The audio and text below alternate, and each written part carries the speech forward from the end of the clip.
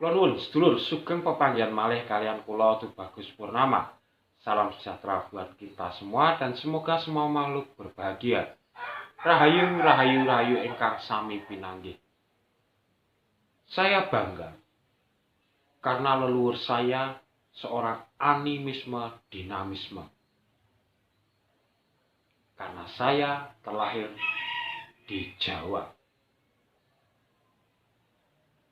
Mengapa saya harus bangga sedangkan leluhur saya ini dicap sebagai orang yang tidak bertuhan, sebagai orang yang ateis, sebagai orang yang sering melakukan kegiatan musyrik, sehingga harus dicerahkan dengan ajaran-ajaran pendatang.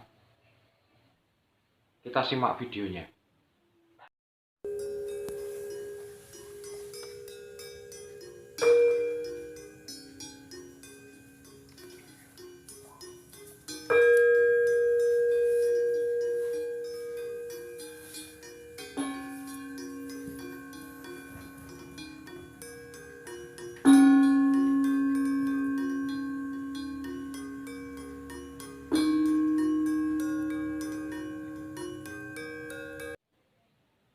Baik, sedulur. Sekarang kita melihat bahwa sejak adanya masuknya religi-religi dari luar Nusantara ke Nusantara ini akan melemahkan ajaran-ajaran leluhur Jawa dulu khususnya. Ada yang dianggap musyrik karena menyembah pohon, menyembah batu, melakukan sesaji, membakar dupa, kemenyan, dan bunga. Itu memang sengaja akan dihilangkan dari Nusantara ini. Tetapi kita sekarang sendiri melihat bagaimana Tuhan yang dibawa oleh religi-religi yang datang itu sanggup membeda-bedakan antara Tuhan yang satu dengan Tuhan yang lain. Sanggup memberikan hukuman yang tegas, sanksi yang tegas. Bahkan sampai di setelah kehidupan kita saat ini, yang ada surga dan neraka.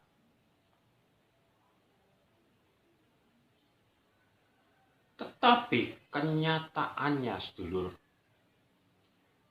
bahwa kegiatan-kegiatan religi dan ibadah yang dijalani saat ini hanya sebatas wacana,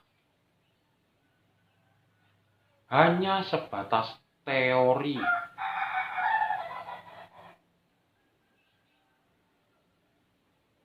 Terbukti, apakah sekarang banyak orang yang benar-benar melakukan seperti yang diajarkan ke dalam religi-religi yang ada? Mohon maaf, saya tidak bermaksud mendiskreditkan tempat tertentu. Kita mengenal Pulau Dewata. Setiap hari warganya berdoa ke pura. Tetapi tidak bisa lepas dari bencana, entah itu banjir, entah itu gempa, entah itu air laut pasang, bahkan di bencana di sosial mereka. Mereka sendiri bertarung dengan bule-bule yang sekarang mulai menguasai Bali.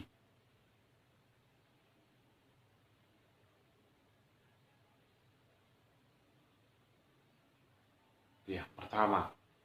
Yang kedua, sedulur-sedulurku di Jawa Barat.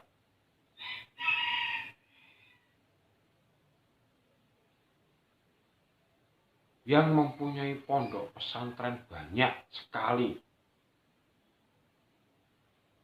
Kenyataan tidak lepas dari masalah-masalah sosial sampai ke masalah bencana. Masalah sosial artinya ada kriminal, ada pelecehan seksual, ada pemerkosaan, ada bullying.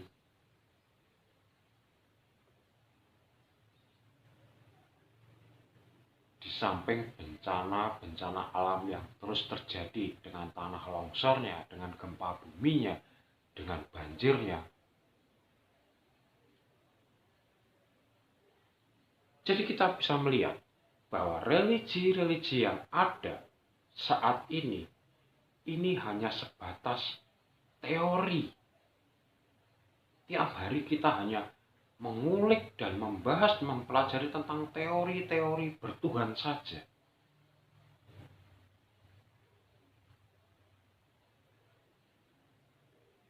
Lalu kenapa di awal saya bisa berkata bahwa saya bangga bahwa leluhur saya dinyatakan animisme, dinamisme yang dianggap tidak bertuhan? Karena begini sedulur, prinsip ajaran Jawa, Tuhan itu dijadikan entitas yang tidak bisa diganggu-gugat. Dan Tuhan itu manunggal kepada semua makhluknya. Jadi Tuhan itu ada di semua tempat, termasuk diri kita sendiri. Maka dari itu, leluhur-leluhur Jawa dulu selalu melindungi alam. Baik itu pohon, baik itu batu, baik itu tanah, baik itu gunung. Karena apa? Kita ini hidup setengahnya, nyawa kita, jantung kita, paru-paru kita itu ada di pohon. Coba kalau pohon kita tebangi semua habis, maka kita sendiri juga ikut habis.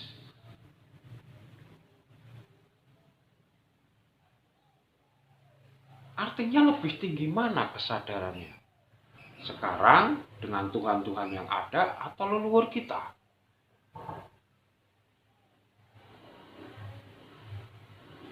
Pohon begitu disayangi, dikasih sarung, diberikan sesaji. Karena apa? Kita menghormati diri kita sendiri. Nyawa kita berada setengahnya di pohon itu. Batu-batu besar itu menyimpan daya energi magnetik. Separuh dari energi magnetik kita, energi listrik kita ada di batu.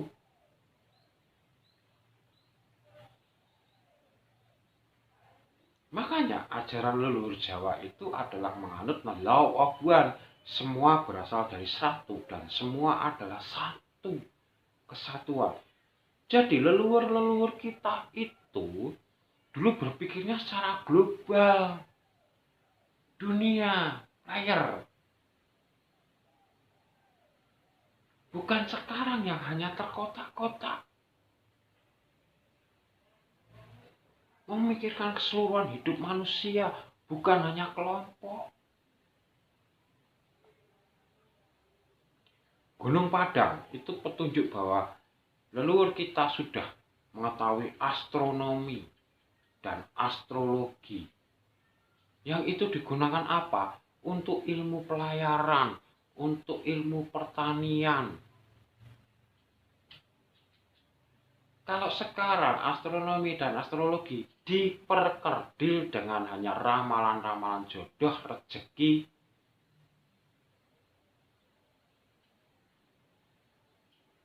Ini adalah pengkerdilan ilmu-ilmu astrologi, ilmu-ilmu astronomi.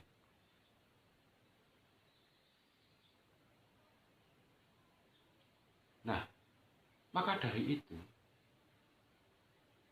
cobalah kita buka dan kita menyadari kita ini hidup di Jawa, bahkan mungkin kita lahir di Jawa, punya leluhur yang sangat istimewa.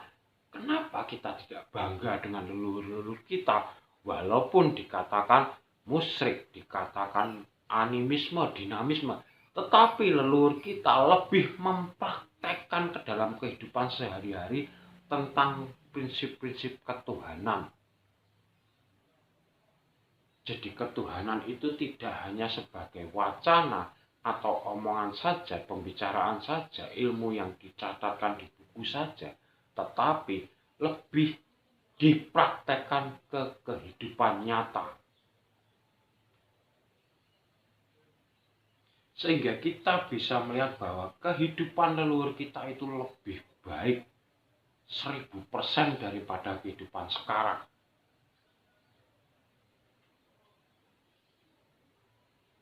Maka dari itu, mari sedulurku semua, saya bangga punya leluhur yang dinyatakan apapun.